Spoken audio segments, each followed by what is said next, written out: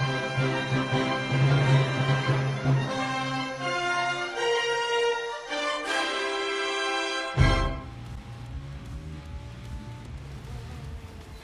there, Croeso and welcome. I'm Shadow Lemux and I'm here on the Crew Motorfest. I am playing the 5-hour trial, and which was offered on the first few days of the release of the game, and I have honestly pulled this intro off first time, and I am here in the open world, and I'm gonna show you what this game is all about. I wasn't going to pre-order this game because I pre-ordered The Crew 2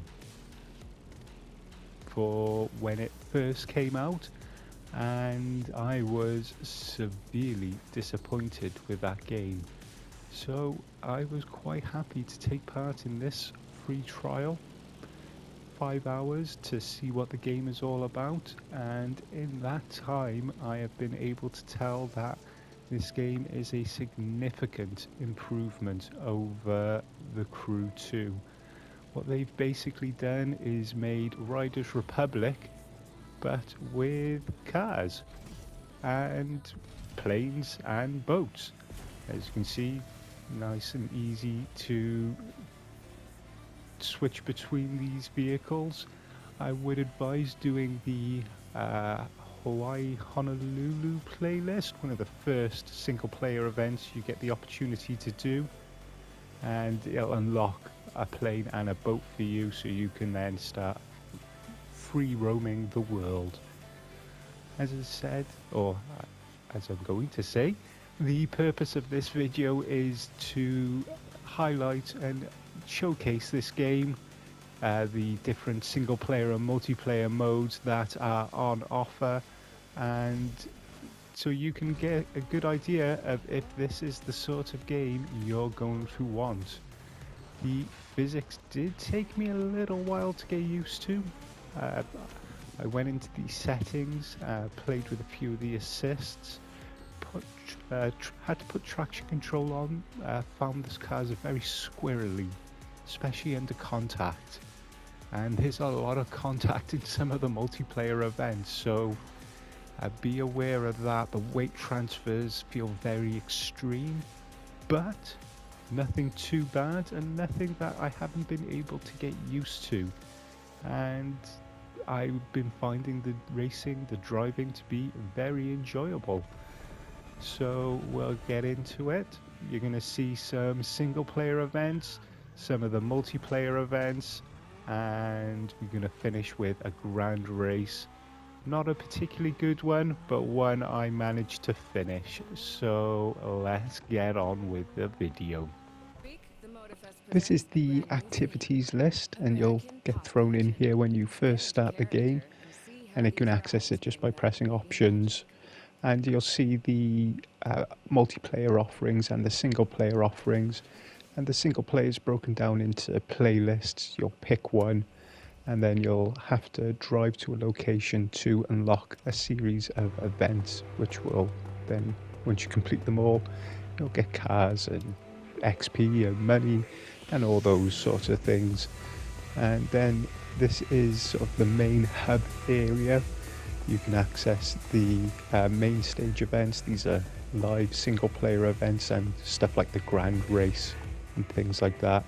And then you'll have the custom area where people are showing off the custom cars they've made, including a top 10 of the highest rated cars that people have created and decided to show off. But when you are done with this and you just want to get out into the open world, go here, just hold circle, you'll get thrown straight into the open world, and where I've already got a playlist selected, it'll give you a nice little yellow line to guide you to it, and you just simply drive to the container. You'll get a nice little video, and from there then you can you'll unlock all the events and trials and challenges that come with this playlist, and it'll guide you through them in order. Once you're back out into the open world, you'll be guided to the first event of the playlist, and these will be a mixture of events from races where your aim is to finish in the top 3, to just scenic tours, which still races against AI opponents, but you just have to complete the event to move on to the next one in the playlist. Most of these early events will actually be with loan vehicles, and this is a way of basically showing you the different type of events that are on offer and the different cars that you'll be able to access. You don't have access to everything straight away, but they don't feel like restricting you early on. So you get these events, different loan cars. This is a race in the Ford GT. This particular one is a 3-lap race against the AI. And then the rest of this playlist are events such as these with scenic tours where you'll drive through a certain route, A to B normally, not laps, so you'll get a percentage there of how far you are, and you'll take pictures as you tour around and race against the other AI.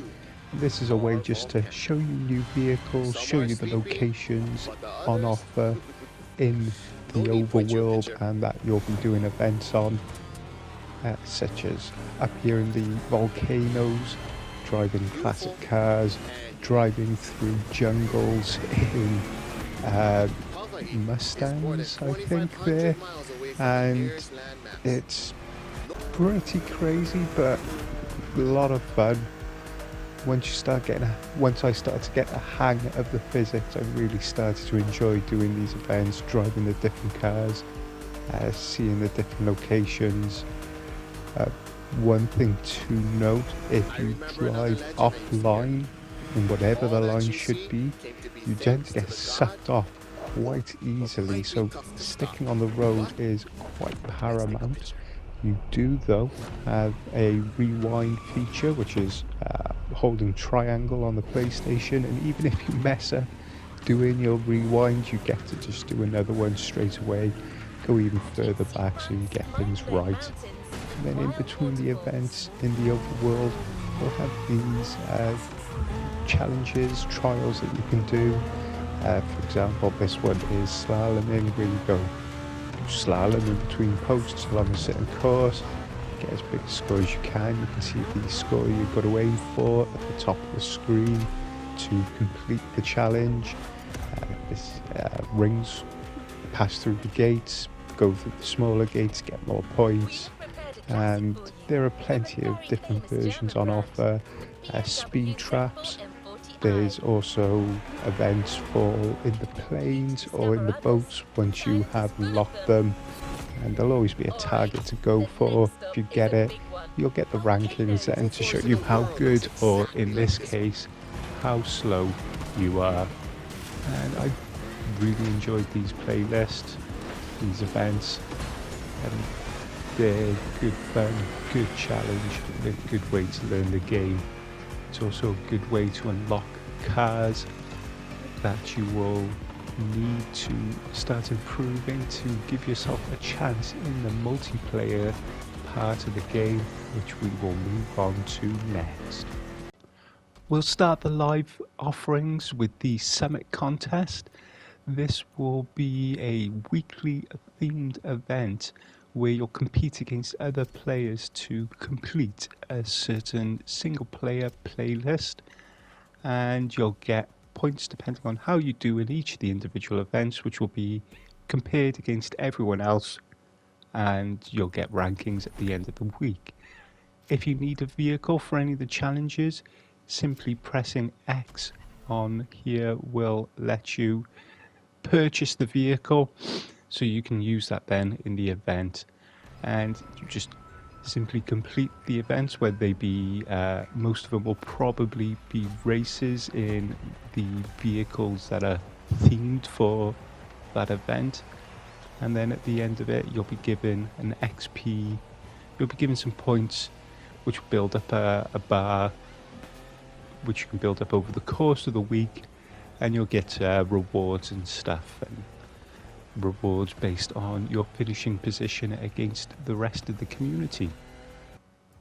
The next event I want to show you is the Demolition. This will be a team event, 32 players, 4 players in each crew. So that is 8 crews, and it'll be a set arena in the open world which will shrink over time, and you've got to take out the other teams. Last crew standing wins. There'll be various power-ups and stuff that appear throughout the game. Pick them up, you get shields, damage bonuses. If you take someone out, you take their power-ups as well. And if you've played any of the big free-for-all games that are battle royale games that are out there, you'll understand what's going on pretty quickly. One thing that took me a little while to figure out, the orange arrows are your teammates, all the other symbols are everyone else. So on the mini-map there, the little orange triangles, they're your crewmates, the grey ones, they're the enemies. And it's not really the sort of thing I would do. Good bit of fun with friends, but I'm not that good at these sort of things anyway. We've even got ultimates, as you see me use one here. Almost take out a teammate, and then I almost get myself killed driving out to the arena, driving out to the battle zone.